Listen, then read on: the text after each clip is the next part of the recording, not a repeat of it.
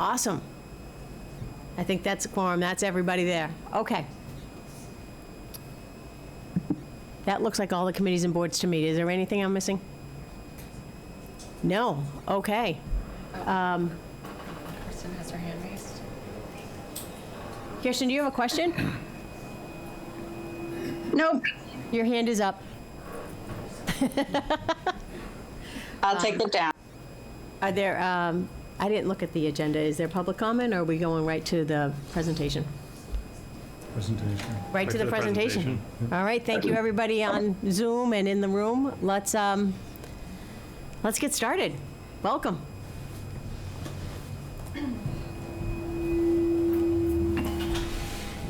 Hello. What's this? Hello. My name is Helena Farrell. I'm here with my colleagues Eli Block and Peter Flinker from Dodson and Flinker. We're a landscape architecture and planning firm from the Connecticut River Valley, from Northampton and Florence. And we are collaborating with the town of Wenham on this project, the Iron Rail project, which is a highest and best use study. You can skip to the next slide. This is our team. So these are the key staff that will be working on the project. And like I said, we're in partnership with the town and some of the members of the town staff, including the town administrator, conservation agent, members of the planning board, and select board, and the Iron Rail Commission. And we are embarking on the first public meeting of this project tonight. Next slide. So our agenda quickly is to provide an overview of the project and the team and the scope of work. We'll be presenting existing conditions and the preliminary findings that we've pulled together to inform the discussion tonight. And we're hoping to hear from you along the way as we present our initial findings, and hoping to learn about community needs, values, and goals for the project, as well as future uses of the site. So the introduction to the project is... Excuse me for 1 second. Sure. Anyone that's remote, can you please make sure that you are muted? Thank you. And in order to be efficient with time, I'm going to touch on the keynotes of each slide, and keeping in mind that this is recorded and you'll be able to come back and read all of the information on the slides. The slides have a lot, so I'm not going to read every single thing, but just touch on the key points. And so the overview of the project is that this is a town-owned property. It was purchased in 1976, and it's coordinated and maintained by the Iron Rail Commission. And the current uses include the headquarters of the DPW, the Water Department. There's a cemetery commission, a series of recreational fields, including baseball and soccer fields. There's a historic building, the Iron Rail Building, that has 4 businesses using the building. There's a Boy Scout barn, and there's conservation land with public access and roads and trails. So the goal of this project is to evaluate the characteristics of the site and examine potential best use concepts to achieve the community's vision and goals. You see it. I don't know if she heard me. You can skip to the next slide.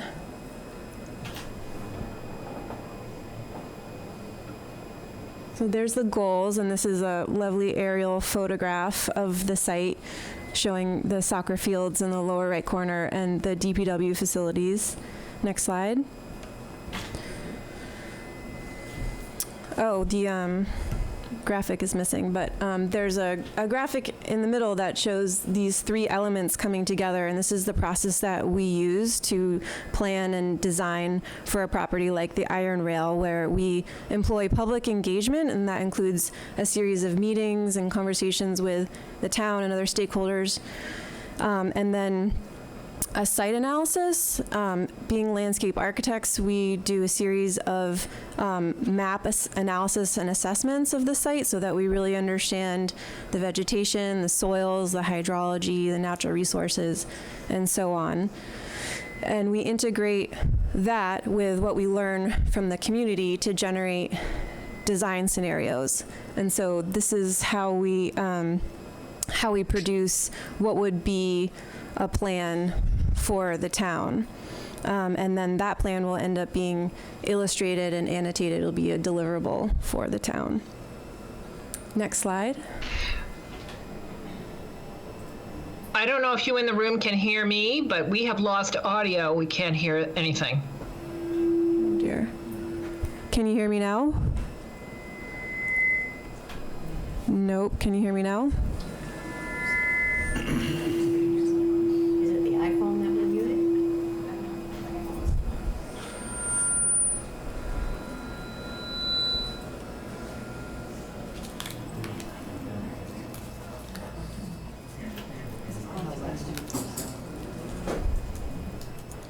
Sorry.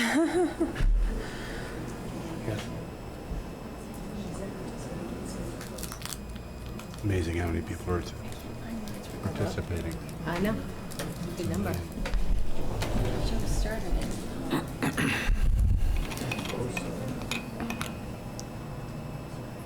Recording in progress.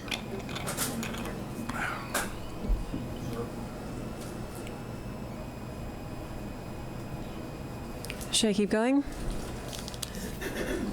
And can you hear us now? Someone muted me. Okay, try it now. Should be able to hear. Oh, I see. Can you hear us now on Zoom? So you can't mute everybody. Yeah, I guess so. Okay, yay. Yes, I can. Okay, great. I can hear you. All right, should I go back or should we just keep going? Continue. Okay, continue. Okay, so this slide explains the process that we use. Unfortunately, the picture in the bottom left seems to be missing, but essentially, Please what go is back. that? I think we missed a bunch. What is the highest and Yes, best? please. Now everybody's unmuted. Okay, well, essentially this slide is just a more detailed explanation of the previous slide, and I think we can probably make this we lost the presentation previous slide. available. People would like you to go back. Okay, okay. Can we go? We missed about 3 or 4 minutes of your presentation. Okay, I'll go through it briefly. Can we go back? Yeah. Okay. Go back a couple slides. So I was just introducing the property, which is the Iron Rail property, and later on in the presentation we'll give you the history of this site and a lot of detail why it's called the Iron Rail property. But essentially, it's a town-owned parcel. It was purchased in 1976, and it has this series of uses that are written on the slide, and it's overseen by the Iron Rail Commission. Next slide. And the goal of the project and why the town has brought us on is to evaluate the characteristics of the site and examine potential best use concepts to achieve the community's vision and goals. Next slide. In order to do this, we employ a process that relies on public engagement, where we reach out to the community for your input, and we have public meetings like this where we also get input, and we're going to synthesize the information that we learn from the community with the information that we conduct and the research that we conduct, desktop analysis, GIS analysis, site analysis, and this is assessing physical conditions, historic uses, regulatory constraints, design considerations, and so on. All of this becomes synthesized into a series of design scenarios that begin to present what could be possible here, and with the synthesis of what we've learned, that it is the highest and best use of the site. That will be delivered in a final plan that is illustrated and annotated. Next slide. In the top of the slide in red is a definition of what is a highest and best use study from the Appraisal Institute. So it's an evaluation of conditions, needs, and goals for a site to determine a use that is physically and financially feasible, community supported, and results in the highest value. And this is more of a detailed step-by-step illustration of the process where we go from existing conditions, red arrow includes market trends and analysis, red arrow over to public visioning and scenario building. And this leads to a series of designs, 1, 2, 3, in the top right corner. And these are just examples. And then we generate a plan, that would be right here, I'm not sure why it's missing, but in the bottom left corner. And then we bring that again to public meetings, so there'll be another public meeting after this where the community will have a chance to look at these concept designs that we've generated and provide feedback, and then it culminates in a final plan for the selected best use alternative. So that's our process and the goal of this project. The timeline, next slide. More stuff is missing. Well, we're rolling with it tonight. So essentially, July is in the top left, where we've already done a bunch of site analysis and assessment. We've reviewed town plans, including the master plan, which has been hugely helpful. Our good luck, that master plan is currently underway. We've been able to rely on that for updated data. It's very valuable. The August, which would be here, public meeting number 1, stakeholder meetings, and that would be September in the top right corner, stakeholder meetings, synthesis, more development of the concepts. And then we'll be culminating with a final public meeting number 2, review of the scenarios and preparation of a final annotated plan. So that's our process. We're Dodson and Flinker. Thank you for bringing us onto this project. Can I answer any preliminary questions? We do have a lot to go through, so if you can keep your questions short or hold them to the end. Eli Block is my colleague who will be providing some of the data and market analysis that we've pulled together to get this project started. Thank you. Can I just jump in for one quick second? Sure. There was public comment on our agenda, so if anyone here has any public comment, we'd love to hear it now, and we'll also open up to anyone on the Zoom. Anyone here? 10 minutes. 10 minutes tops, 10 minutes tops. I got my timer. If you have public comment, could you just come up to the, so we can see you? That would be awesome. We are hoping to get input on more information that we'll be presenting yet to come, so there's more to come. Right, no, we were supposed to do this before. Oh, okay. So I'm just gonna run, no, I wasn't cutting your thing short. Yeah. I just missed my part of the job. Okay. So we'll just let people talk for a few minutes. Pam Mulvihill, 40 Arbor Street. Quick question, of the 79.5 acres, how much of that is wetlands? Do we know how much is wetlands? It's Are we- about 23%. 23%. Thank you. Anyone Michelle Bailey. online? Michelle has her hand up. Yeah. My comment is a couple of things. One, I would love for the presenter to identify where we are in the process. And then another thing I would like to note is just in her presentation, she mentioned there was a scout barn, but didn't include that the Hamilton Wenham Youth Football uses that, as well as, the local band that has the lease. They haven't With gotten that, there though. yet, that's all. The public comment. But thank you, Michelle. Anne? Yeah, I'm wondering if you can put up the map again. I'm just trying to orient myself to where I am. It went by very quickly. I think it was just the beginning of, it's just the beginning of the they have a full presentation. So the public input would have been before we started speaking at all. So it was for anyone that wanted to make comments about the meeting in general before we heard any of the information. Okay, I was just trying to, if you were, I'm taking this as an opportunity to ask a question, which is I'm not really sure whether the cutout I saw was the soccer fields. So That's this included is, in yeah, the parcel. so we're not doing It would help me questions. to understand the presentation to know that. Okay, and this was not for questions on the presentation. This was just for public input before the meeting. So they asked to hold the questions till the end. Okay, I'm just thinking it might help me. A lot of maps are fully coming. A lot of maps are participate. coming. Carissa? Hi there, Krista Romberger, 67 Rush Street. I just had one quick statement. For those of us who are not aware of the project and what's going on, it would be nice to see some more details online before the meeting. That way we could review and be up to speed a little bit more. Even the basics, so it's just iron rail. Okay. Thank you very much. Anybody else? I don't see.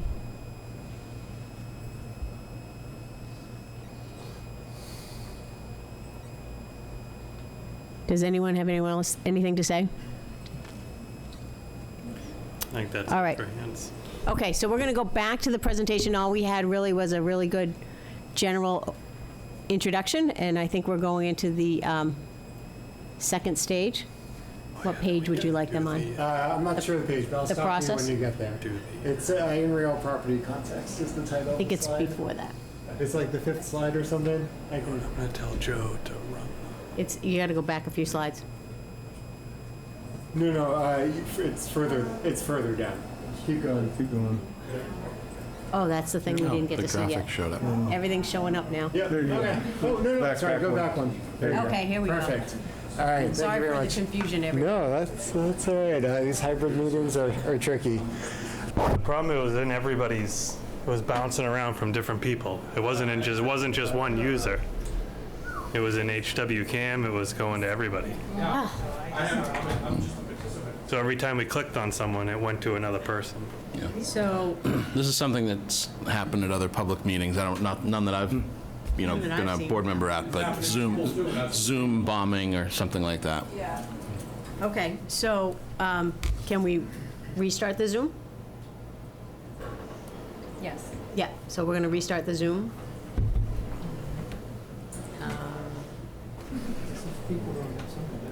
Right. Yeah, this is entertainment for some people, I guess.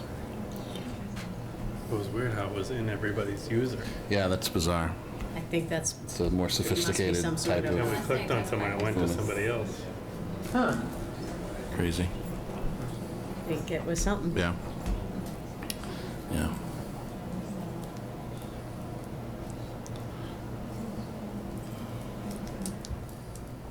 So we can chat a little bit. So this was the first time you've been to the property?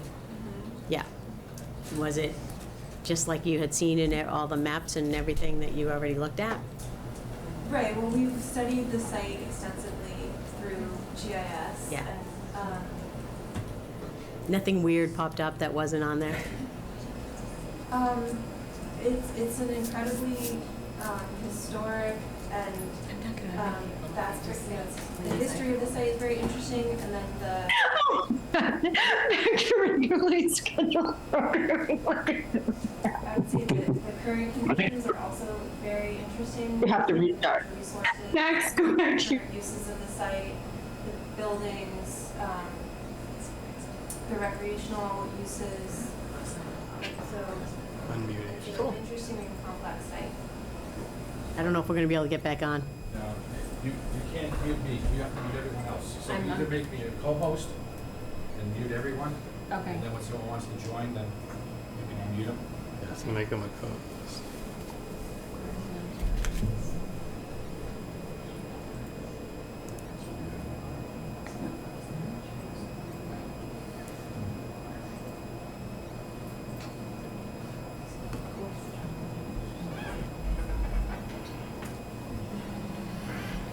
In person would work so much better. I know.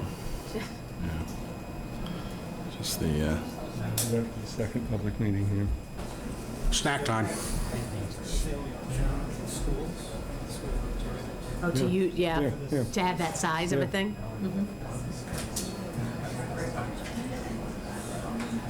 Or the museum.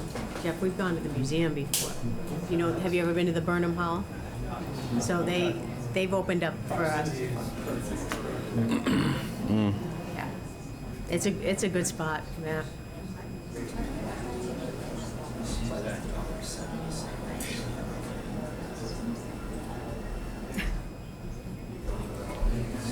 Recording in progress. Dinner? Yeah. It was weird that I didn't recognize the slides when they put them up the second time because I didn't see the graphics the Right, first time. right. Like, Yeah, that happened with the one of the master plan presentations from the consultant. Nope. Yeah, there we go. There was a disconnect between, what was in the PowerPoint and what was on the screen. I don't know if it was like a conversion problem, Google. I don't know. Are we all set to go, or? We're gonna go through the whole thing and then have questions at the end. Okay. Because this is too awkward to go back. Yeah, that makes sense. Bill, do you think we could keep going? All right. Back to order. Okay, thank you for sorting that out. So I'm going to go through a little bit of the demographics and regional context that will inform, some of our ideas for the site, which we're not presenting today, but as part of the process. So the site is a 80-acre parcel in East Wenham, right around the Wenham Neck, close to Gordon College. It's about 3 miles from the town center where we are now, and less than 30 miles from Boston, and less than 5 miles to the coast. We can go to the next slide. So the site is zoned residential, as is almost all of Wenham. Only 0.3% of the town is zoned for commercial. Not surprisingly, there has not been any commercial or industrial growth recently. Wenham doesn't have any large grocery stores or retail stores, so there's a lot of retail leakage, which essentially means that the money people in Wenham spend, they spend outside of the town. Thus, that money doesn't stay in the town. Next slide. Wenham has about 5,000 people, which is a little bit less than neighboring towns of Hamilton, Manchester by the Sea, and Topsfield, and significantly less than Beverly and Danvers. The population has grown steadily since 1980, with the exception of the last 10 years when growth really slowed. Only about 2% growth since 2010, which is significantly less than before, as you can see from the graph. However, people are still moving to Wenham. 11% of the population moved from a different county in the last year, at least in 2021. That was the case. We can go to the next slide. The population of Wenham has a high portion of families. 69% are married or cohabitating. It's also got a young population. That's mostly due to Gordon College. I think if you took that out, it would look a lot different. It's highly educated. 69% of the population has a bachelor's degree. That's compared to only 41% for Essex County. And a low poverty rate, 4.4% compared to basically 10% for Essex County. There's a huge disparity, though, between family households and non-family households. The household earnings for family households are $154,000, only $34,741 for non-family households. We'll go to the next slide. Wenham is a community primarily of homeowners. 87% of people own their homes. That's a lot more than Essex County or Massachusetts as a whole. Home values are pretty high, $682,000 for the median home value. Because home prices are so high, people are burdened by the cost of housing. 43% of owners with a mortgage are cost burdened, meaning they spend over 30% of their income on housing. For renters, that's far worse. It's 54%. And as you can see, people who own their home, not surprisingly, make a lot more money, basically 3 times as much as renter-occupied units. Next slide, please.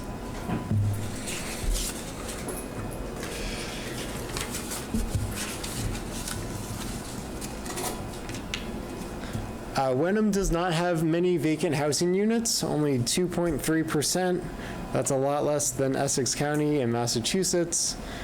Sale prices have climbed steadily and kind of spiked during the pandemic and have since stabilized, but stabilized at pretty high levels. One thing that is leading to such high prices is people are not selling houses. You can see the graph in the bottom right. 2022 was a very low year for houses, and 2023 is on pace to be not quite as low, but still a very low year for house turnover. Wenham is meeting the state quota of 10% affordable, deed-restricted affordable housing, but there's still not a lot of supply. Next slide, please.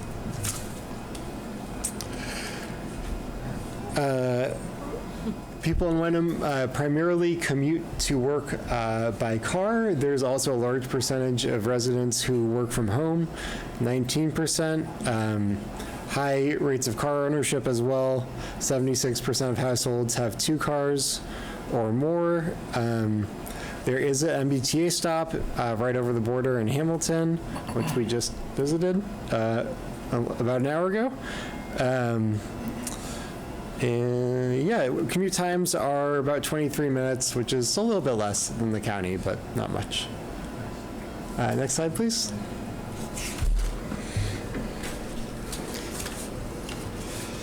So, not surprisingly, because there's not a lot of commercial or retail uses in Wenham, 93% of residents work outside of town, 133 residents work in town. Boston is the biggest location for jobs. Beverly and working from home are also quite common. Most jobs in Wenham are filled by workers commuting from other towns, including 12% from Beverly.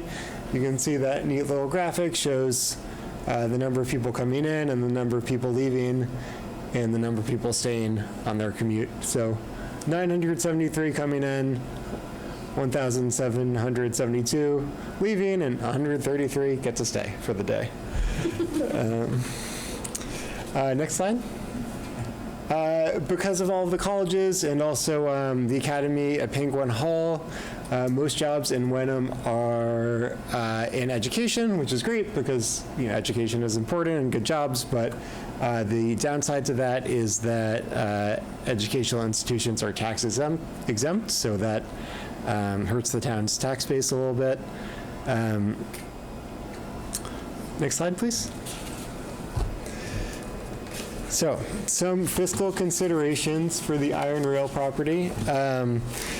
Wenham's tax revenue exceeded expenditures by about $1 million in 2021, which is good news, but was not the case in the past in 2017 and 2019. Public expenses are driven by education and public safety, which together add up to 70% of public expenditures. Because the town is almost all residential, the property tax rate is really high to make up for the fact that there's not really any commercial property tax. In fact, those commercial and industrial property taxes only account for about 1% of the total tax revenue. Next slide. So some goals from the master plan are to bolster resilience by increasing job diversity and tax-based diversity. So getting some non-residential tax sources in town. Prioritize, prepare for, and realize the potential for commercial development, including potentially rezoning town-owned properties like Iron Rail or rezoning other areas. And concerning ways to diversify the housing stock in Wenham. One thing that might, next slide. One thing that might inform a strategic rezoning is the availability of commercial options that are near Wenham. North Beverly, Hamilton have an abundance of grocery stores, malls, office parks that are just a short drive away. So even though there might be a lack of those resources in Wenham, there may not necessarily be that much of a market to add them, given how much there is in surrounding towns. That's all for me. I'm going to hand it back to Helena.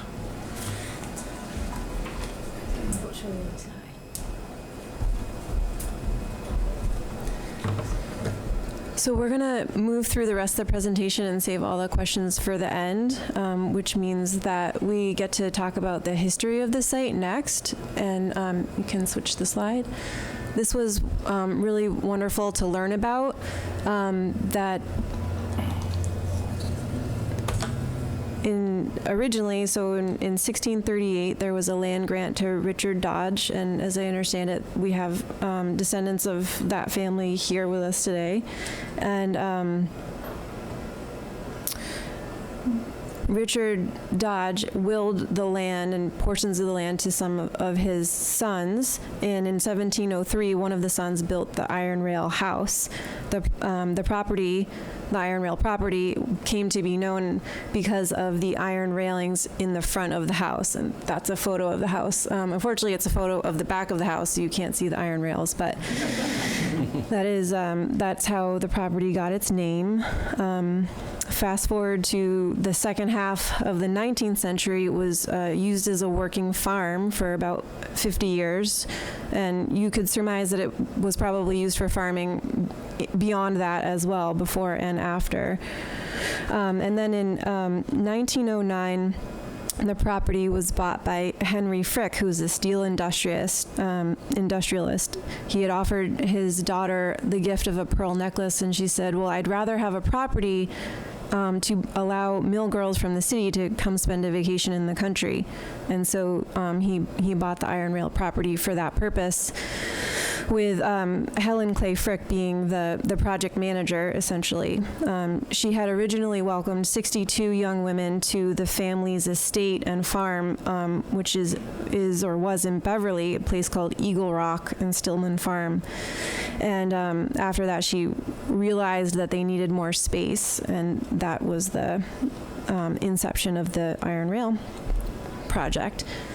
Her life's work, if you can click forward, there should be the life's work of Helen Clay Frick was of making life more enjoyable for the mill girls of the surrounding New England cities. With limited options outside of domestic life, mill work was an opportunity for gainful employment. Though they worked many, many hours, as many as 70 hours in a week for very little pay. So there was an incentive for making life more enjoyable. The Blue Girls, as they came to be called, would travel by train from Boston and take the trolley from Beverly to Wenham. Helen Clay Frick lived until 96 and said that of all the things in her life, her greatest interest was the Iron Rail. And there's a photo of some of the Blue Girls in 1932, and then the orange circle shows that the Iron Rail House used to be up along Grapevine Road. Next slide. In 1910, nearly 500 guests came, and this would have been the first full summer of vacation homes, vacationing at the Iron Rail Vacation Home.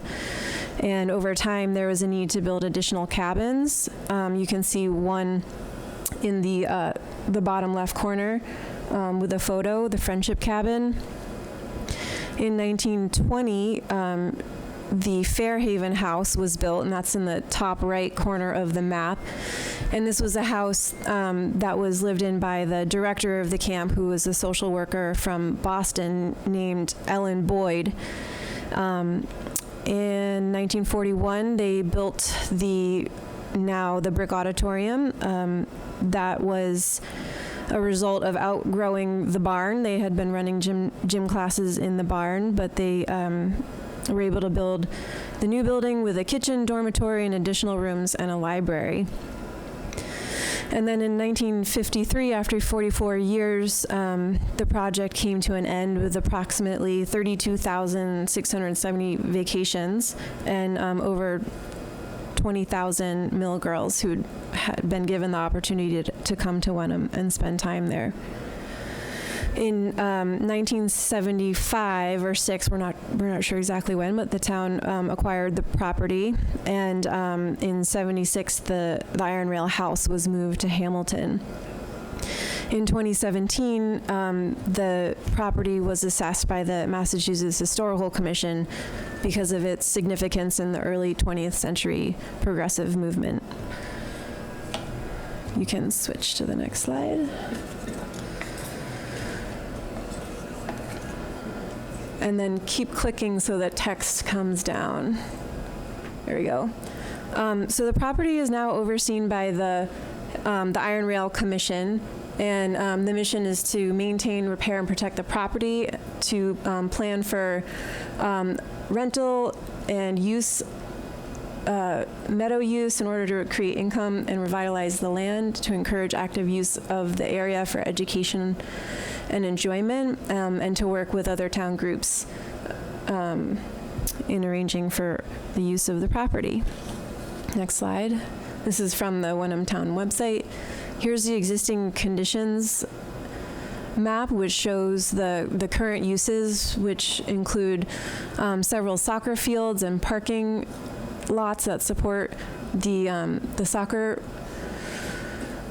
fields. There's the Wenham Highway Department has a series of buildings and storage facilities for materials. There's a water tower with 600,000, has the capacity for 600,000 gallons of water, a baseball field, a 2-car garage, and there's the Boy Scout barn, which is historic, along with the Iron Rail building, and the Iron Rail cemetery in the back of the property.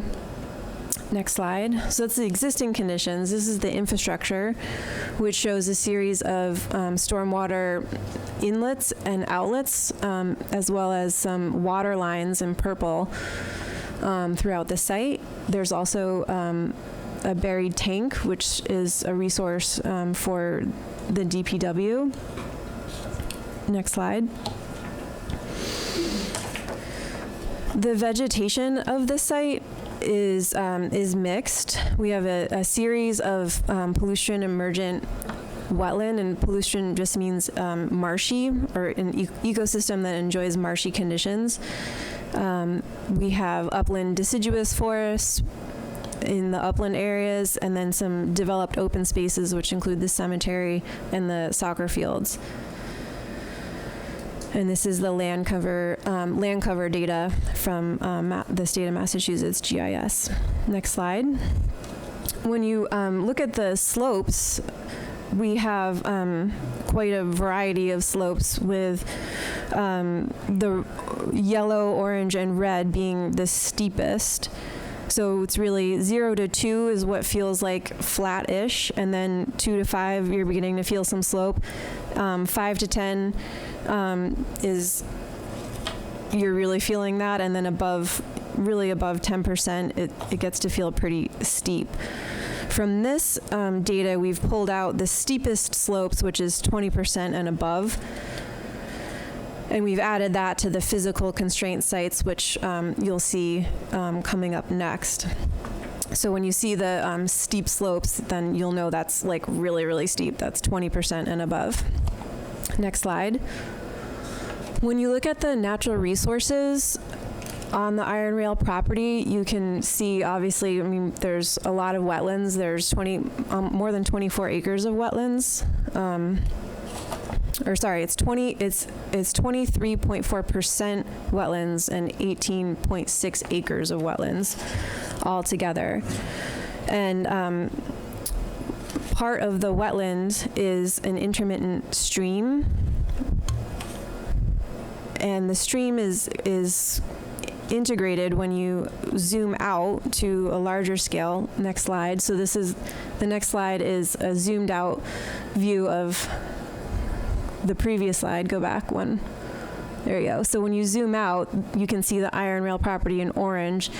And this allows us to see that there are water resources on the property that connect regionally to a network of rivers and streams and intermittent streams and wetlands. The pink area is estimated habitat of rare species, and the gold stars are vernal pools that have been identified by the state.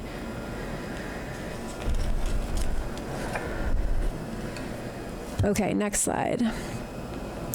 So when we look at the regulatory constraints, this would be any regulations that limit development, and we put those on the map.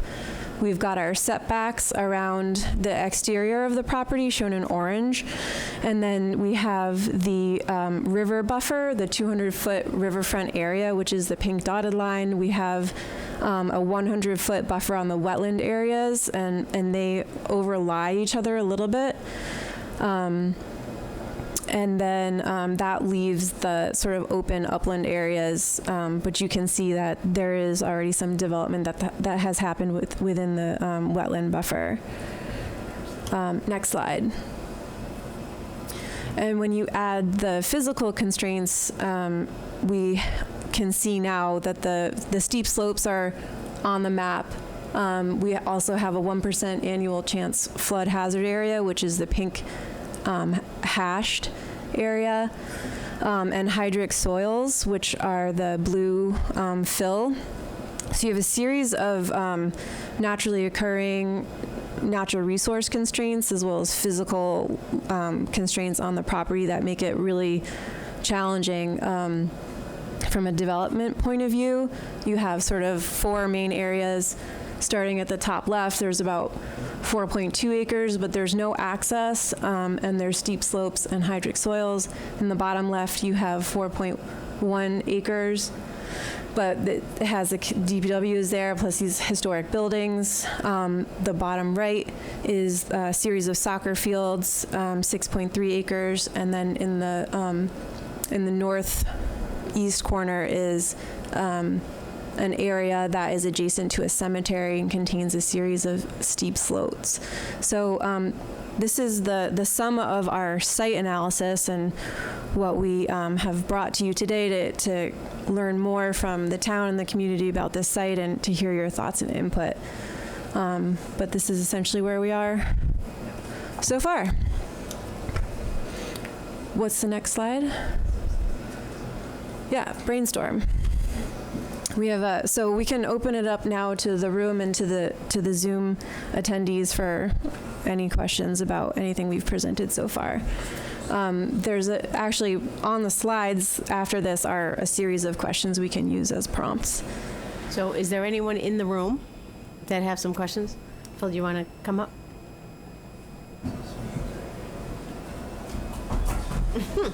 No rush. Phil Cullors of 14 Juniper, chair of the Wenham Conservation Commission. So my question is related to the wetlands maps.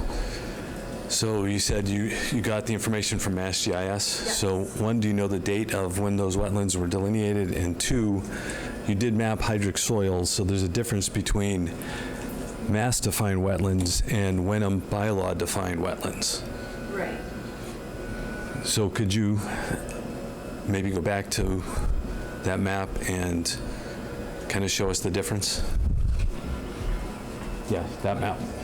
I could probably address the source of the Mass GIS mapped wetlands not by a field delineation, but by an aerial delineation looking at aerial photographs, ground truth by looking at stuff on the ground, comparing what you see from the air, and creating a map of the whole state to identify wetlands.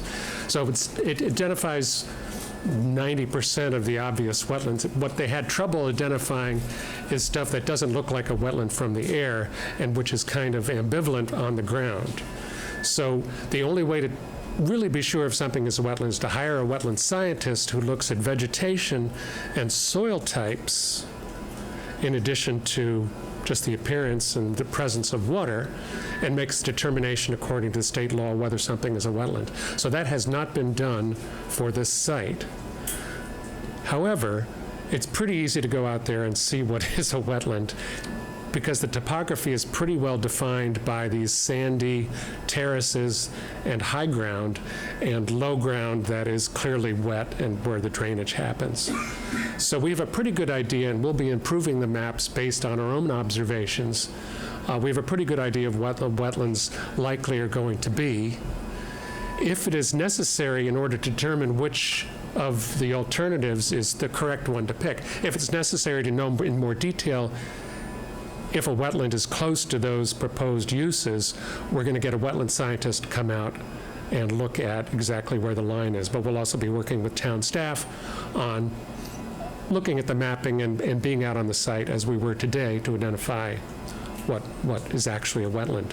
There was a delineation done 20 years ago as part of improvements to the DPW. It was done on a hand-drawn map, I believe, and not digitized, but it pretty much reinforces what we know from MassGIS. So I'm pretty confident that as we go forward looking with different alternatives, we'll be able to get a sense of what's likely to be wetland and what's not. So just as my second point was, under the Wenham bylaw, either hybrid soils, water, or vegetation define something as a Wenham bylaw, which is not more stringent than the state requirements. And so you do have hybrid soils. I'm curious where that data came from. The soil. Repeat the question so that people. What was pointed out is that the Wenham has, it's not called a wetland bylaw, it's a water resource protection bylaw, which has more stringent requirements than the State Wetlands Act. There's no build setbacks depending on the use, where you cannot build anything. The audio has been lost online. Excellent. Thanks, Helen. Right, so there's no build setbacks, as you know, depending on whether it's in a residential or commercial use. And also, as you say, there are different requirements for delineation based on soils and vegetation and so on. So, yeah, that'll factor into it. I suspect that when we start looking at alternatives, it'll be pretty clear which areas are going to be off limits. And if not, as I say, we'll bring in a wetland scientist to take a harder look at that. Any further questions in the room? We presented a lot of information. There was the demographics, the market analysis, there was history, sort of existing conditions, and then wetlands and other natural resources. One question that's really important for tonight is, do we have enough information? You pointed out we need to be careful to understand what really is a wetland. Is there other areas that people see as being critical to make a good decision about the site? Sir, could you come up and, do we have any way to get a microphone closer? I can run around. Michelle, I see you. We have someone in the room, and we'll get you next. And then Patrick. Yes, I'm Dennis Cronin from Danes Way in Wenham. My question is, are you aware of other proposals that are before the town that are close to this site that may impact your final your proposals? Not yet, but we look forward to finding out about those. Are those official applications before town boards? Well, I understand that Gordon College has a proposal to build a large number of residential units, on their property, and so how that may impact what may occur at Iron Rail with respect to water use, traffic, things like that. Do you mean like temporary student housing or? No. Oh, residential. Right. So we'll be working closely with the planning department to understand everything that's in the works and make sure that it's on the maps and is factored into the analysis. Michelle Bailey, do you have a question? Hi. So about a decade or so ago, there was a proposal to sell the Iron Rail building part, that Center Island, to New England Academy to build a school. And we did some study on that. And one thing that I don't see you doing is gathering the information about the revenue that's generated from the rental at the Iron Rail. That was one of the things that we considered, and like it's been a decade and I don't have the information in front of me, but I feel like it was felt that any property on that anything that was done on that property was going to have to be worth at least $2 million in order to generate an equivalent amount of revenue to the town.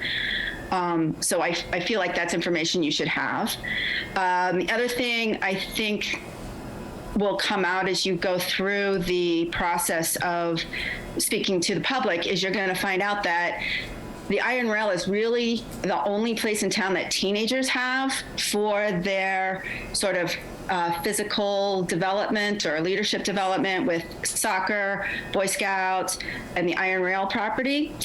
So if we were to change use, that could be lost.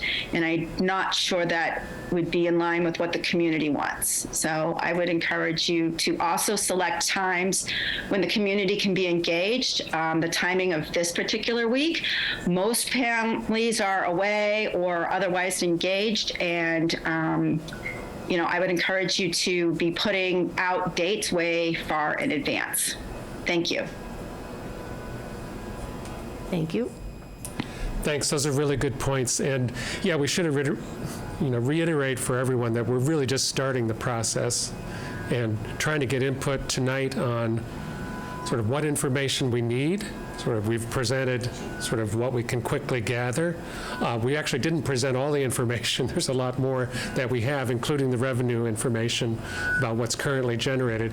But we want to find out tonight, what's the information that we need to move forward with this and make good decisions.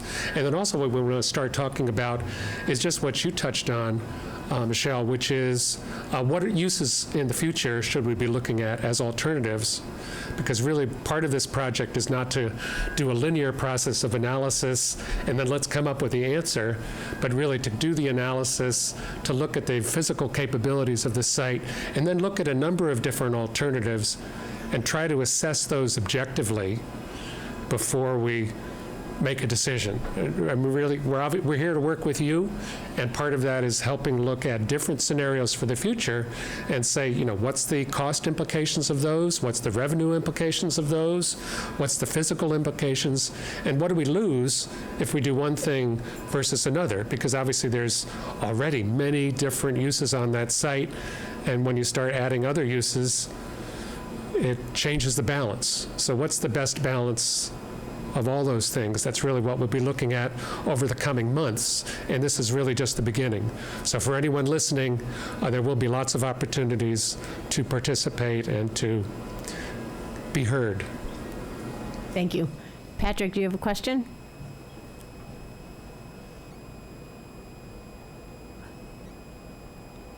Hi. No, a comment, actually. Patrick Waddell, 5 Great Pond Road. My wife is actually picking up my son playing soccer, I believe, at the Iron Rail right now. She would actually be speaking. Those soccer fields are incredibly important to our youth soccer program. Those fields are too heavily used, unfortunately, because we don't have enough fields. So I would... those fields and their use are incredibly important to the town, and thank you very much. Thank you.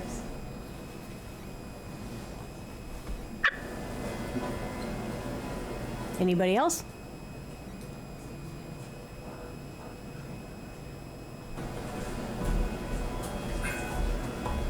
Do we know the status of the fuel storage tank at the DPW? Because a couple of years ago, DPW approached the Concom and said that was going to need to be replaced in the short term. They said it just got upgraded. It just got upgraded.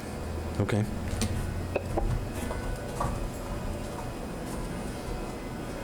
There you go.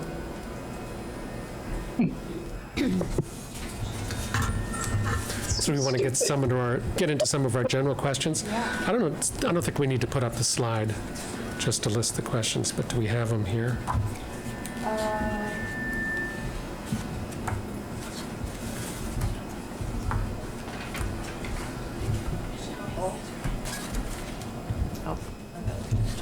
Michelle, did you have another comment before we move to the next question? Yeah, my comment would be, like, what is the consultant considering the process because of like letting the public know that there's going to be times for public meetings. I don't think that a sign on 1A is an effective way of communicating. And I know that the Iron Rail knows who the lessors are. And I don't know if, well, I know that some notifications did not go out to lessors. So I'm just wanting to know what that process would be. Would that be the planning board to respond to that? No? Okay. I guess the short answer is part of what we're doing tonight is talking about what the process needs to be.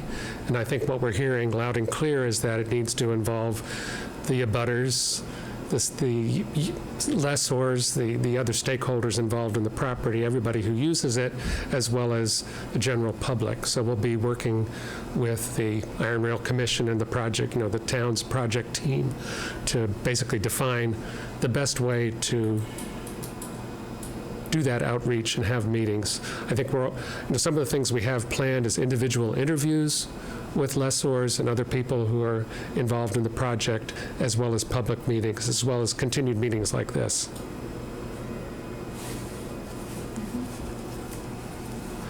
So I guess we've used up our first hour. We really want to hear more from you about what kinds of uses for this site will meet the town's goals and the goals of individual, constituencies within the town. You have, obviously, there's recreation fanatics, there's conservation fanatics, there's people who are interested in economic development and housing and so on. So we really want to start listing, what are the needs that you feel this site could accommodate? And obviously, you have ideas in mind because that's why we're here. So if you want to volunteer some of those, that would be helpful.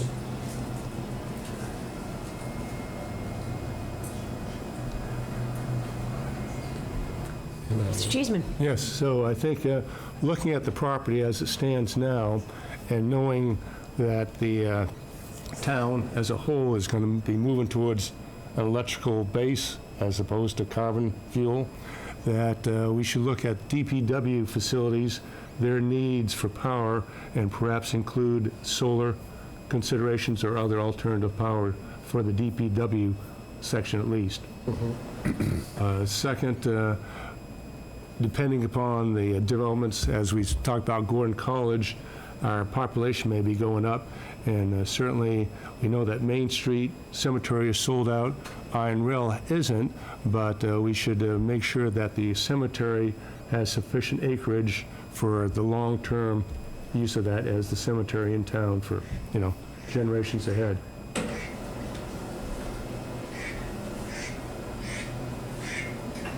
There's a duck in here. The natural stakeholders are speaking. Other thoughts? Anyone listening online? So again, this is not sort of defining what the use is going to be necessarily, but what do you want us to look at in terms of different uses? So I have one. Hi, this is Ann Weeks from the Planning Board. Ann? Can you hear me? Let her go. Yes. Wait 1 second. Okay, go ahead, Ann. Okay, can you hear me? Yep. Okay, awesome. Thank you for the presentation, really helpful, really interesting. I wanted to clarify this isn't a planning board project in the sense that we didn't generate it. We're very interested in it, obviously, just as we are interested in the master plan process, and we hope that you work closely with them. I was glad to hear that you had begun that process. I'm speaking to the consultant now. I want to reiterate the importance of the fields to the community. They really are well beloved of the kids, for sure. And so I don't want to put that back on the table, just echo Patrick's earlier comment. And I am interested in when you drive around the site, you don't really fully understand or you're not fully aware of the extent of the wetland in there. So while it may look like a terrific site for various kinds of development, I do appreciate your conversation about the constraints.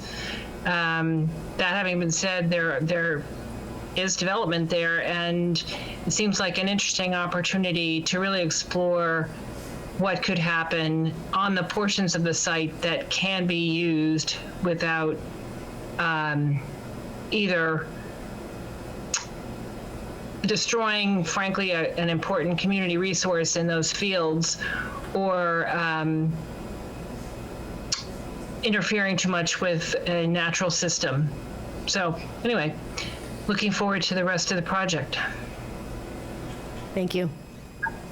Mr. Clay? Okay, so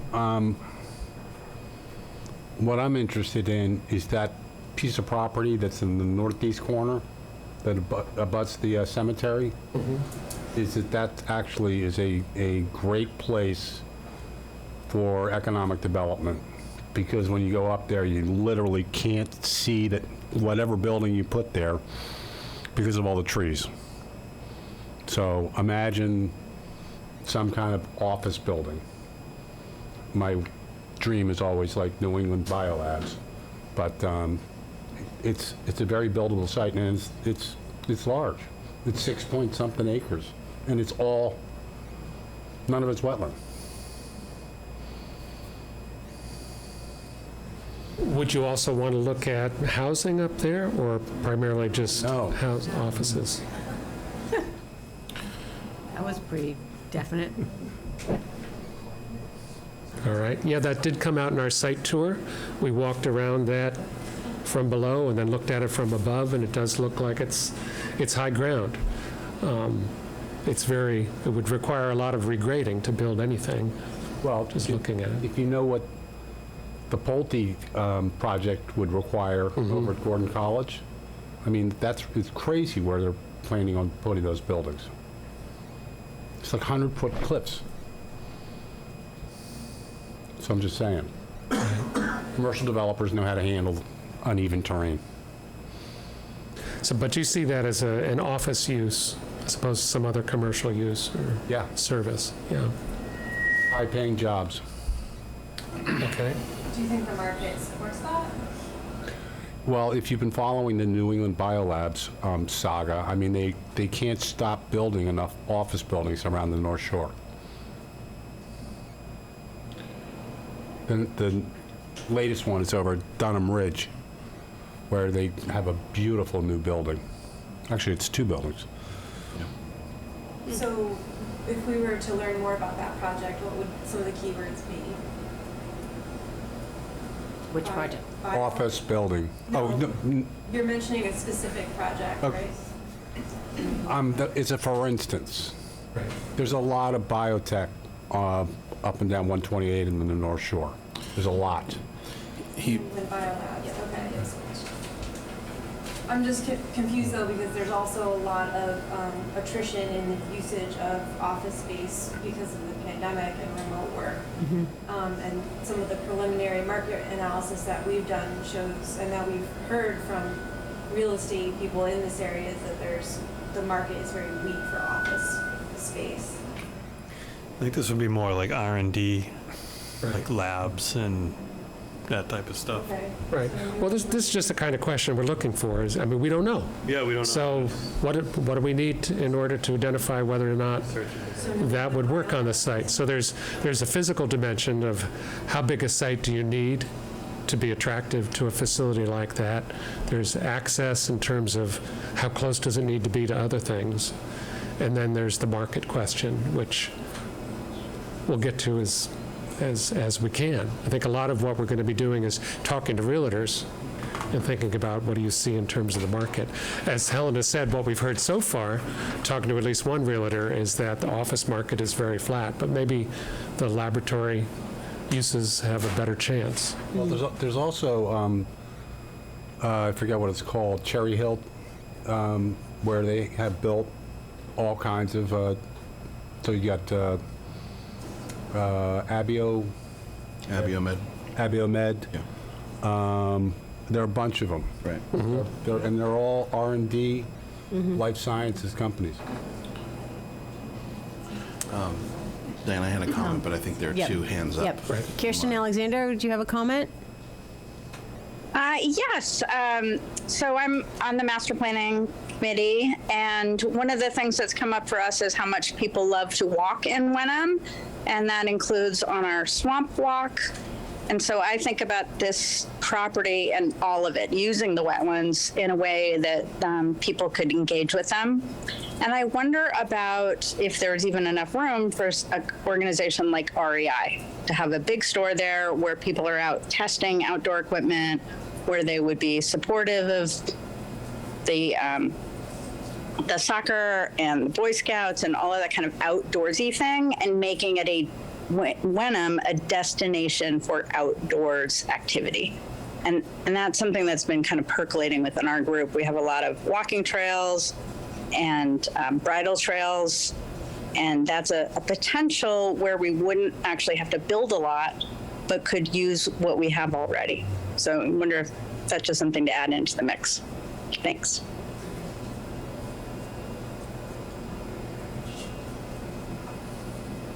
Michelle? That was, Kirsten, I was going to get to Ben. Oh, thanks. So just two thoughts.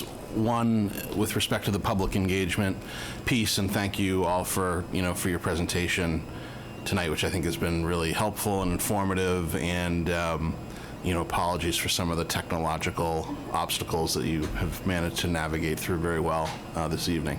But it might make sense, and I don't know exactly what the scope of the engagement is with your firm, so I realize that there may be a scope of work that you are adhering to and so on.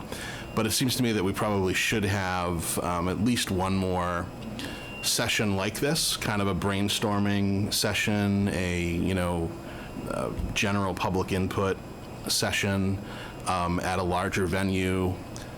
Personally, I'd prefer it to be wholly in person, but at a venue that could fit a number of people, and we could talk about a public notice process for that, maybe akin to a type of hearing where abutters are especially notified, and have it. Obviously, there's no perfect time of year. The early fall is busy for families, as one of the commenters pointed out. The summertime maybe isn't great, so there's no perfect time. But it seems to me that would be worthwhile, especially to hear from abutters. And then the other point I would make is that what my understanding is, in general, what your scope is to develop an analysis of highest and best use of the property. So in that vein, and I think what you're already doing, is you're not shutting the door to any particular potential use. And so even though, somebody mentioned residential here, and several people in the audience said absolutely not, I have no particular, dog in that fight, but I wouldn't close the door to analyzing the feasibility of any particular use, residential, office, recreational, and so on. So I think that's what you're doing already.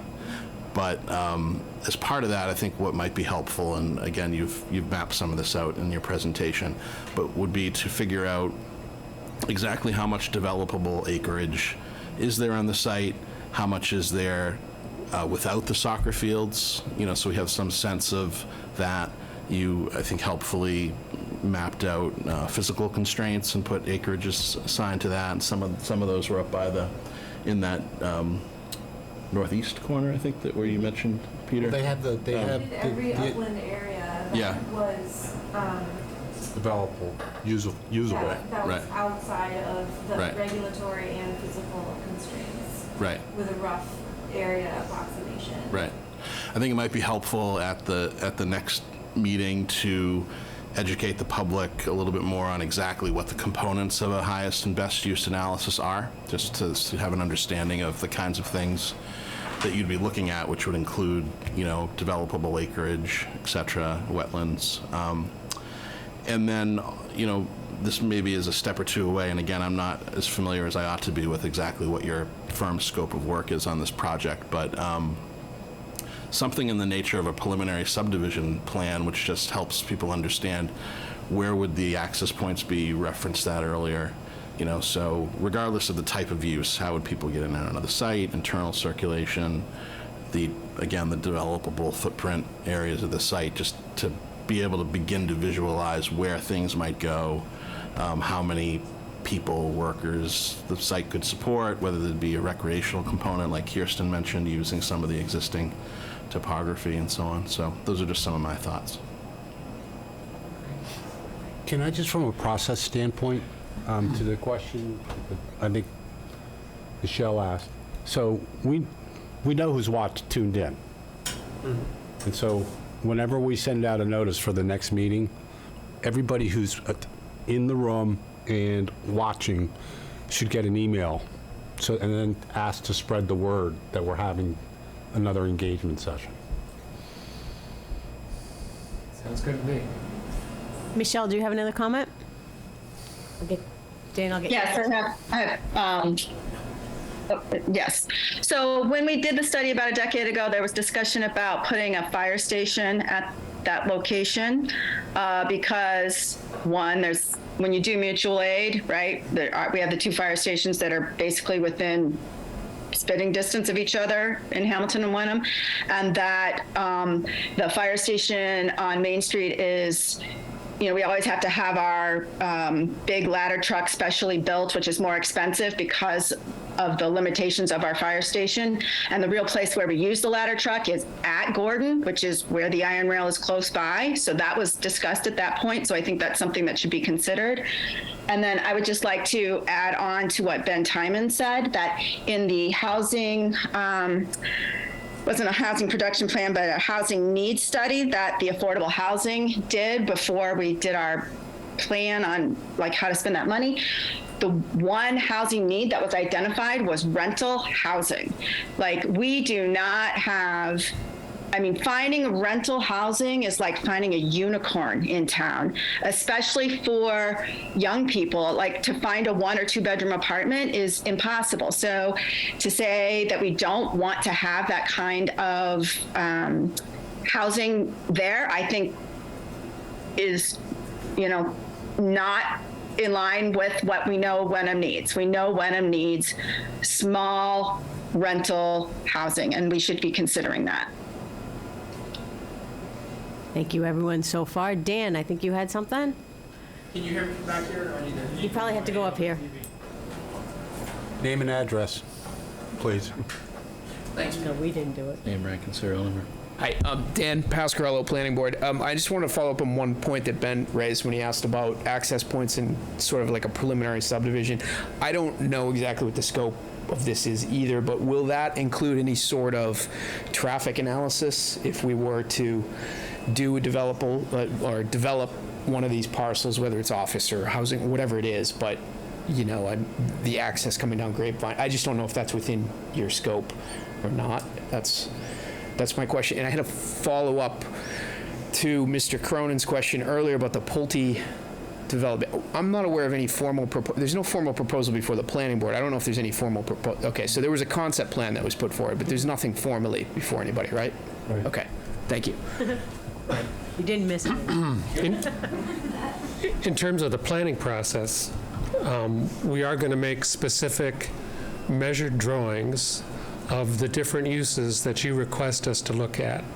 So for office uses, we'll be figuring out how big a site is there that's actually developable, how do we get a road in, how wide is the road, how much parking do we need relative to the size of the office building, and typically there's kind of a balance, of course, between a taller building makes more room for parking, a bigger building is, the parking has to spread out and so on. So we'll be looking at those physical parameters, whether it's offices, housing, or recreational use. And we're landscape architects, and we do that all the time. So that's why we're looking to find out from you, what's the use you want us to test? What was the other question? Traffic impacts. Oh, traffic impacts. Well, that's a good one. We're hoping that there's enough existing traffic studies that we can understand how much traffic is going up and down that road now. We can use standard multipliers from the Institute for Traffic Engineers to determine how much traffic is going to be generated by each of these uses. What we do not have is the capacity on our team to determine whether 300 new trips per day is going to degrade the capacity of the roadway or a particular intersection. So if that becomes a critical decision point, we'll think about hiring somebody to tell us that. So what we've got is, in terms of our scope of services, it's basically to work with you to have a series of public meetings, to look at different options on the site and figure out what fits. And then we have a small amount of the budget we've set aside for additional professional services. That could include wetland analysis if we need it, some kind of soils analysis, structural analysis of the buildings, or traffic analysis, or whatever. The budget we have left over for that is not very big, so we'll have to choose carefully. But again, we've set aside, because we have a feeling that one of these questions is going to be pretty critical. But we've done this a lot, and we know pretty much how to narrow things down to the point where we can make good decisions based on what we know. And then if there's some critical point we need to move forward, we'll do that. But I mean, generally also, you're never going to have enough time during this kind of study to do a detailed plan to answer all the questions. And typically what you would do, say if you decide to put out an RFP to sell part of the property for an office park, you would make that part of the RFP. You say, we want you to bring us detailed studies as you do your plans. Does that answer the question? Yes. Thank you. Jeff, did you have a comment? Jeff Calder of Finance and Advisory Committee. Maybe this is going to be captured in the point made here about the components of highest and best use study, but best it's certainly subjective, right? So is it best in terms of the amount of revenue it will generate? Is it best in terms of how it's going to serve the community in the way of sports facilities? Just what is best? I understand best might be site development for sale. Is that all part of how you determine what is highest and best use? And if yes, does that also include any cost to do the site development in order to achieve that best use? And also any cost of possibly displacing any of the current tenants? Yeah, I mean, there's the traditional real estate definition, which I think Helena gave earlier, of a highest best use study, which is basically what's the highest value that could be generated by a property in the real estate market. And then there's the highest and best use from the town's perspective, which is, again, what's the tax revenue, but it also can include the sort of opportunity costs of, if you choose a new use that displaces existing uses, what are you losing? It could be focusing on has someone mentioned high-paying jobs coming into the town as being the highest and best use. So that's really something that we're going to define together in these conversations we're starting tonight. What is the highest, and how do we define the highest and best use for the town? The output would be just 3 options among all of possibilities? Is that what I saw? Yes. I mean, naturally it'll include varieties of other options, but generally it's 3 generally covers a lot of ground and helps to concentrate the effort a little bit so you don't dilute it looking at every possibility, even things that are way off in left field.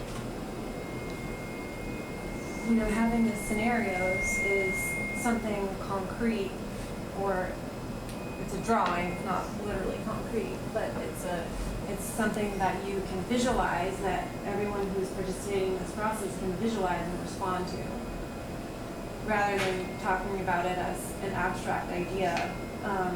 Housing or office park, well, here's an actual drawing of how this would fit on the site and how this conforms to all the physical and regulatory constraints. And so, we're going to develop that, integrating the information we get from the town.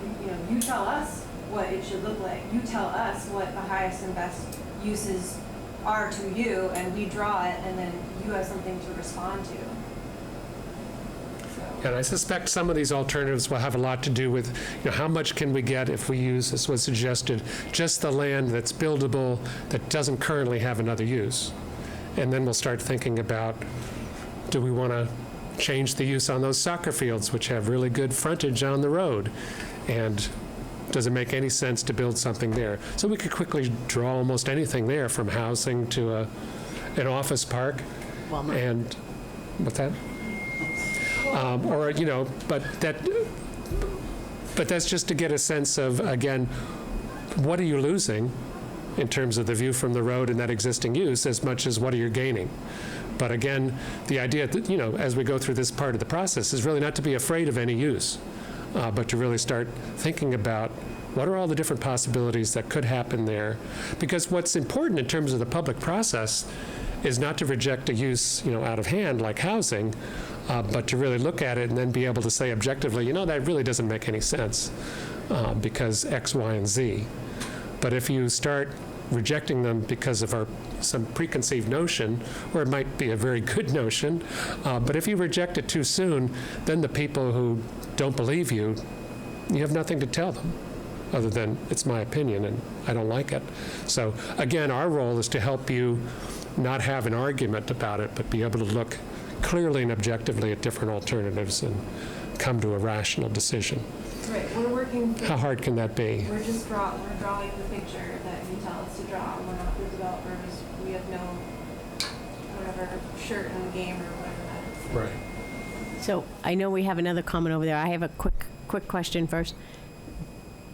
They want to hear from people. Who do the people, the residents, going to talk? They're not going to go directly to the. Are they going to ask us questions to bring to this, or is it the Iron Rail Commission? Who are people going to ask questions to? I think it'd be a combination of both. I'm hearing there'll be additional public outreaches, but you know, obviously. No, but if residents have things that they want to say and that maybe they didn't say them tonight, who can they reach out to? Me, You. or Michelle, or Joe. You know, So we're all the town administration. Send us an email. Okay. Call the town administrator's office. Okay. And we're happy to take notes and field comments and, Thank you. maintain some sort of database. Ms. Cronin, I think you need to come to the mic, though. I do? Yeah. I know, I'm sorry. Run. I've already walked today. Okay. No, you just have to remember that Wenham is all on. Karen, Wenham has private sewer except for Parsons Hill.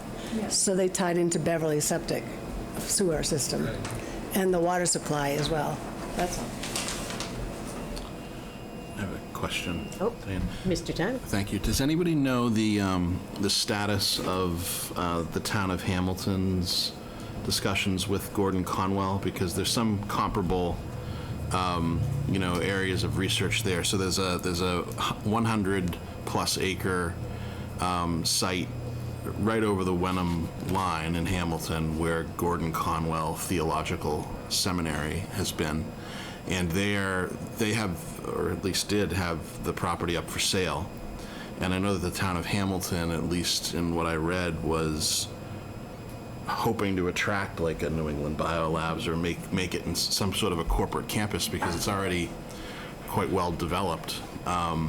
So that would be interesting to just learn what is happening over there because, for example, maybe they've made a bunch of solicitations for potential office uses and found that there's not an appetite for it. So, I just don't know. I don't know whether anybody knows the status of those discussions because they seem to have kind of gone cold over the last year or so. So I was at the community house, I think it was earlier in the spring, and Gordon College was there, and essentially the best thing I could see was it's probably going to end up mixed use, because they need affordable housing. In Hamilton, right? They're only at like 5% and they've got, or something. if you right along whatever that is, Essex Street, they have all the buildings already built. Right. For affordable housing. Right. Whereas you go up to the top of the hill, and that library can be converted into an office building, a laboratory, whatever. So I don't know where it stands, but my guess was, and what they were saying was mixed use. I see. That site, by the way, has got to be less than a half a mile from the Iron Rail. we're talking about a larger site that is probably more readily developed, that's more or less in the same location. And it's scenic. Right, it's beautiful there, yeah. I mean, they made a concerted effort when they built that place, with nice walking trails, ponds. It's beautiful. Right. So something to look into. Yeah. Thank you. Are there any other So they're questions actually- I here? think Because we're not going to go back on Zoom. I think they may have been affiliated at some point. Good call. No more Zoom. Seminary. It's a seminary, yeah. So Gordon Yeah, College. Mr. Call? Jeff, go ahead. College undergraduate. We're talking about housing. I guess I was thrown out. We're still on TV though, so it's hard to hear. Okay, yeah, that's great.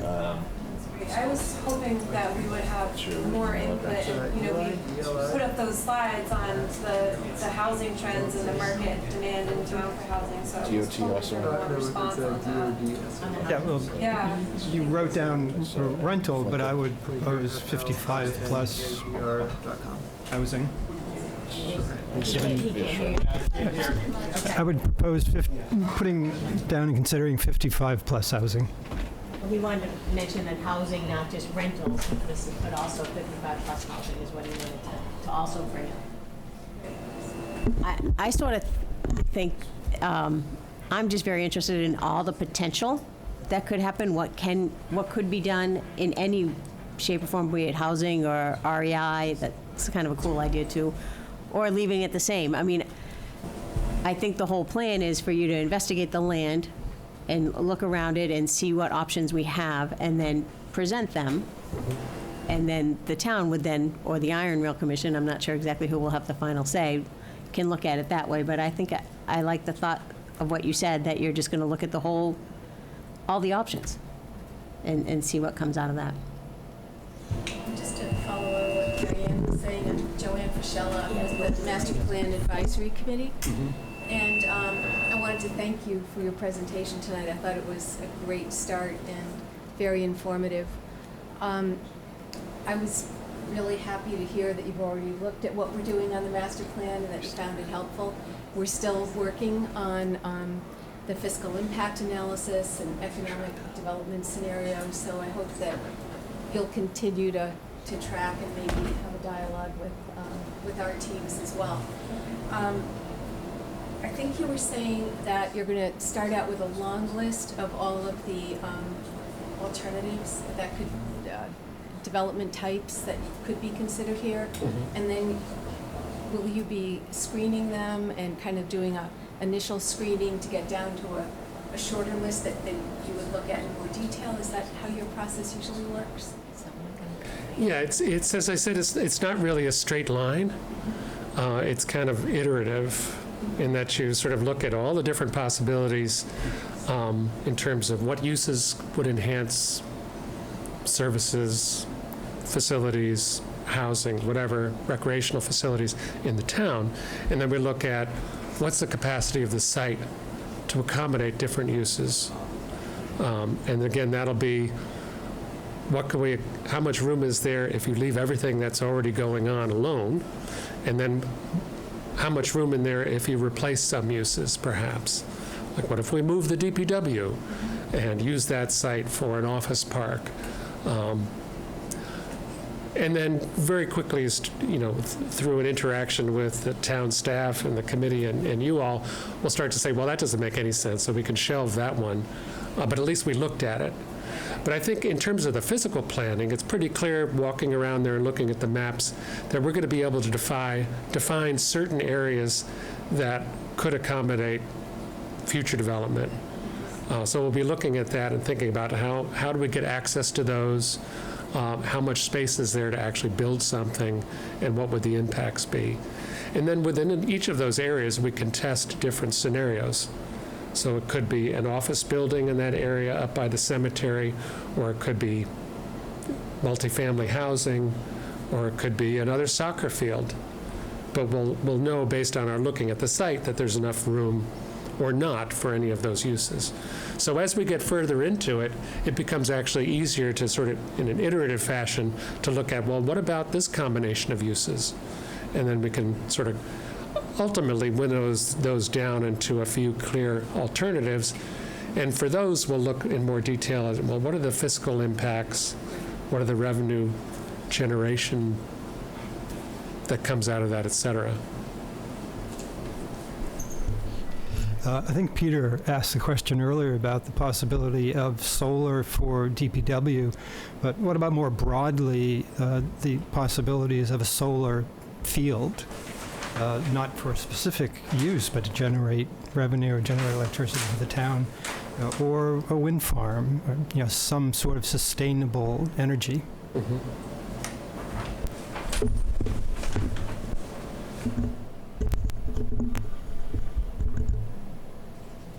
Do you have any other questions for us that we can try to answer? Or we can try to share our opinions? I'm open to opinions. We've got a few minutes left. Meetings can end early. Want you to know. Someone had their hand up over there. Kate, you need a microphone. That northeast parcel, what would be the entrance to that? So one side's wetlands and one side's the cemetery. I think from what we saw today, it would have to share the cemetery road. Okay. Thanks. The DPW already uses it. They do. The road that they use isn't wide enough, and it would have to go to wetlands. No, it's coming off Rubley Street. The road is right here. Oh, okay. So when you drive up there, you wave at the playing fields. You drive up there, and before you get to the cemetery, you take a left, and they just dump all kinds of dirt, leaves, whatever. Right. Yeah, we were up there today, but the route we took was a dirt road, so it must be a different road. Yeah, so coming off Rubley Road. Yeah, I haven't been Here's there. the driveway, the current driveway, and these are the stone pillars that mark the entrance to the cemetery. Right. These tiny little white dots. And so the cemetery access is actually shared with the access to this parking lot from the soccer fields. So already there's a little bit of lack of compatibility between the use of that driveway. So if you're then talking about adding a different use, then you have 3 different uses. So, and then if you're, then you're talking about, well, we'll make another curb cut. What are the implications of that on such a short stretch of road frontage versus making curb cuts on Grapevine, which has much more frontage. So, these are some of the things that we would work out in the concept and get input on.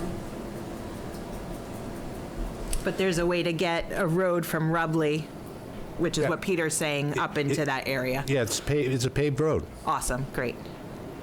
That's not this road? Yes, it is. It is. It is It's that road. Yeah. Yeah, that we walked down. Right, but it would have to be shared. Right. I guess I have a question about, we're going to be looking at what uses do we want to explore, but I guess the one question is what needs to be saved? We talked about the historic value of the auditorium, not the auditorium, the gymnasium building, and the history of the site generally. Obviously, the wetlands are protected by state and local law, so you can't change those very much. So I guess I'm interested in hearing, as we move forward with this, how important it is to save those existing buildings. We've already heard, please don't touch the soccer fields. And again, as we look at possible use for the soccer fields, we're not saying that that's a good idea. Just let's look at it. But are there other things, or does someone want to reinforce the need to keep those soccer fields? Or are there other things, elements of the site that really need to be protected and celebrated? I would add the Boy Scout Band is very important to the troop and other youth organizations in town. It has been almost the first tenant at the annual conference. It's going to fall down. Mid-1970. Buildings Right. are terrible. So that program. We were walking all through it today. We were walking all through it And today. all of the buildings could be argued to be safe. It just depends on who you're speaking with. Say that There's again? historical significance, there's monumental, there's the use of the recreational space, there's the Boy Scout barn. I mean, everybody, it's back to you like our opinions. Well, everyone's going to give you a different opinion. Hard to say what needs. So, Wait a minute, someone had their hand up, but I don't recall his name. Hi, my name's Rich Healy. I run the gymnastics program over at the Iron Rail. Maybe you could come up here and use the mic. Absolutely.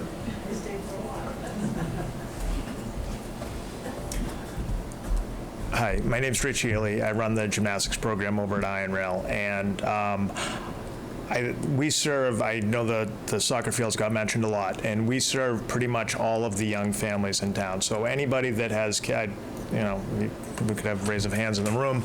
I'm sure a lot of you have had children over at our program, and we've donated tens of thousands of dollars over the year to the school system in terms of use of the facility for different things. It's the home gym for Hamilton Wenham High School gymnastics program.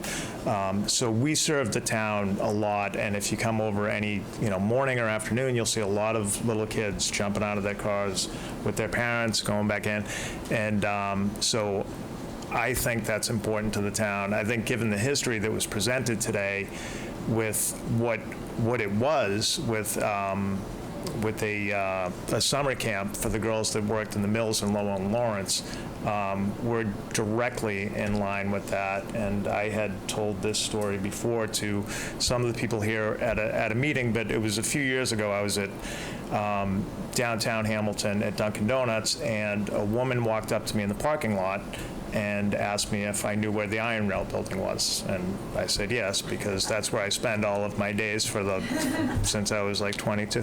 So anyways, I gave her a ride over, and she was in her 70s, and she was a camper there, and she was on her husband was on a business trip to Boston, and she didn't have anything to do, and she said, I'm going to jump on the train.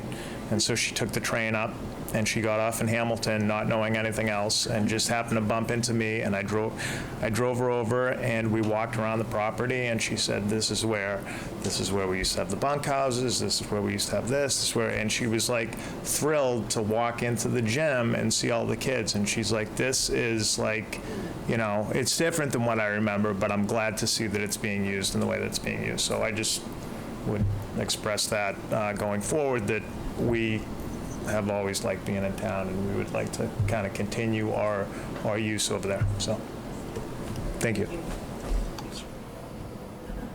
Mr. Clay? So that whole story about Frick buying it for his daughter and then bringing all the mill people in, I mean, I never heard that story before. And I think when you're redoing those plaques out in front of the gymnasium, that we ought to add something about that story, because it's really amazing.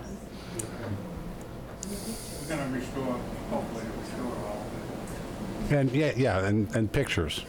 And actually, I've never seen anything like that in the Wenham Museum either. I can share the paper that I derived all of that information from. I got it from the museum's website. Oh, really? It was written, I think, by somebody local who pulled together all of the information. I stand down on my comment about the museum. Anything else we want to share tonight? We got two. Two? Yeah. So I know it's a different property, but a couple of years ago, the Flynn Golf Course was up, and the town had a bunch of committees looking at alternate uses of that property. And I know there's subcommittees on alternative energy, expanding the cemetery, economic development. So I'm wondering if there's anything that can be gained from that prior effort that may inform your efforts. That's a good idea. That was a couple of years ago, the Flynn Golf Course. yeah, it was was it Lakeview? Lakeview. Please come up.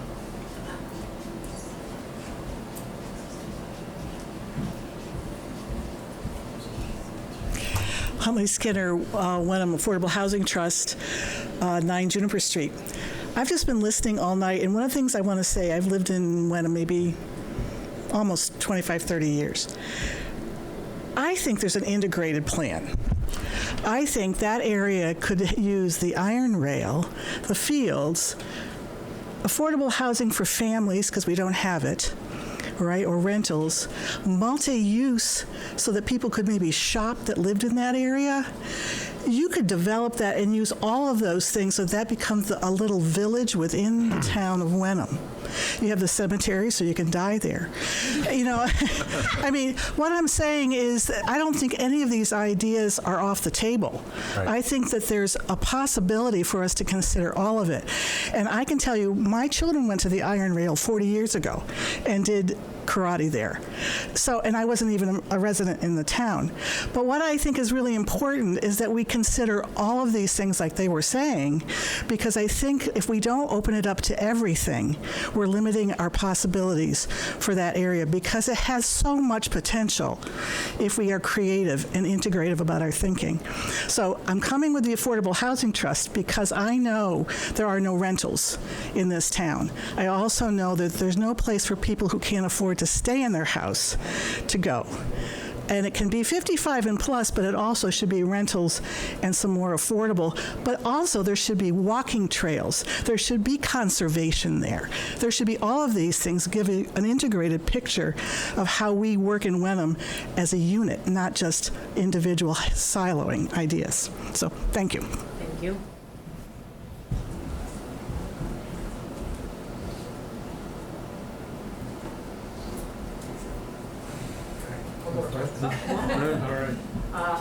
You know, we're focusing on the iron rail in isolation, and we talk about all the needs of the town. You have to come up.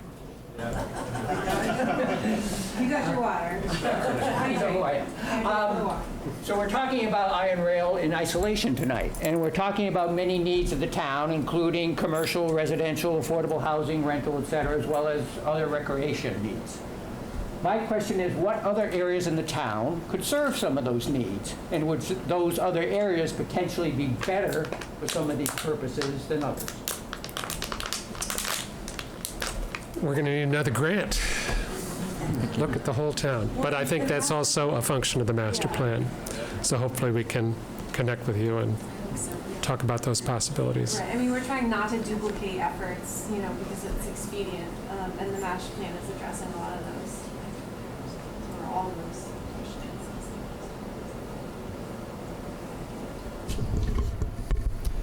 questions. Just a question. What is the project timeline? What's the It didn't show timeline? up on the slide for some reason. I didn't think I missed it, but Then it did come back on another slide. Well, I think the goal is to get it done yeah. before the end of this year. But certainly there's a process, as we've been saying, so we're going to try and move quickly while engaged and build Keep on going. the momentum. You got to go to the down line. Is the schedule further down?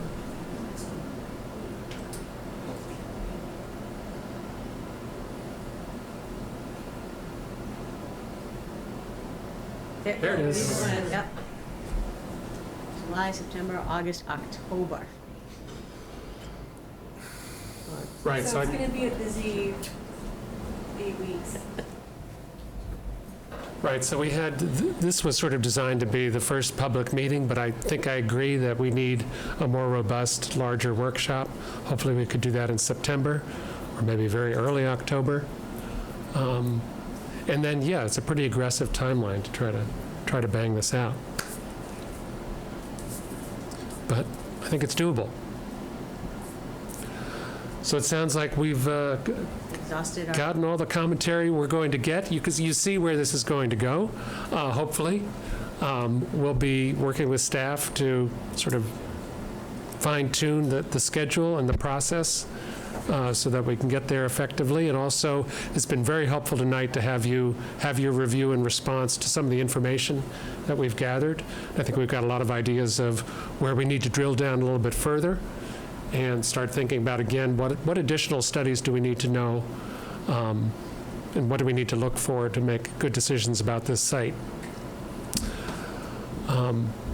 With that, I will turn it back over to the chair. Okay, so we had a lot of committees call their committees to order, and a lot of them are gone now.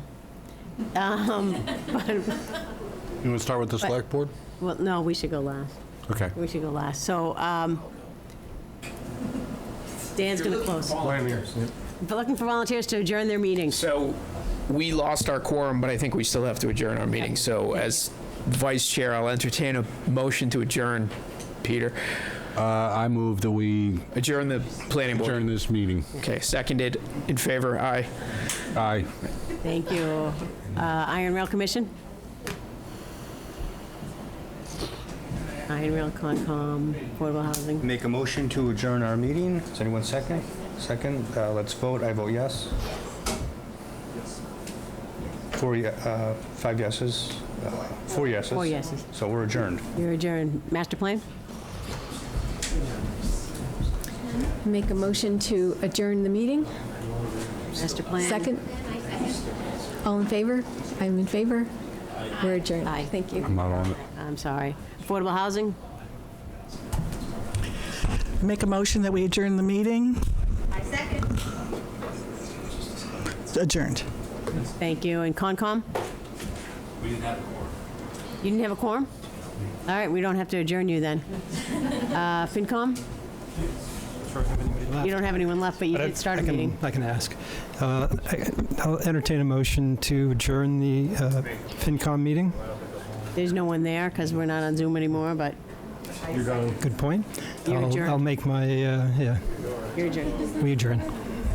Select Board, I entertain a, did you have a question? No, I was just. Oh, I entertain a motion to adjourn? The select board viewing of the Iron Rail Best Use Study on August 16th, 2023 at 7:55 p.m. 7:55 p.m. He made a motion to adjourn. Second. Gary seconded. All in favor? Ben? Pete? Yep. Gary? Yes. Diane, yes. Thank you all very much for coming. Sorry about the technical difficulties. Have a wonderful night. That was, I've never...